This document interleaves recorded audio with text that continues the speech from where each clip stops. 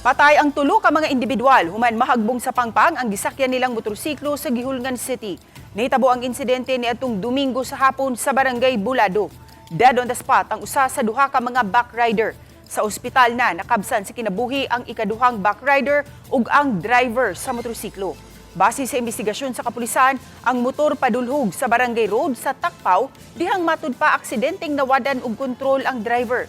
Matud pa tungod sa kakusog sa dagan sa motor, milahos kini sa Pangpang nga adunay giladmon nga gibana-banang 15 ka metros.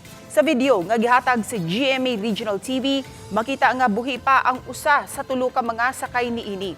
Dugang sa Guihulngan Police Station nga nakainom ang magkabarkada sa wala pa ang insidente. Gikan nga mi-attend sa birthday party ang tulo. Subay niini gipahimangnuan sa otoridad ang publiko nga dili mo drive kung nakainom aron malikayan ang disgrasya.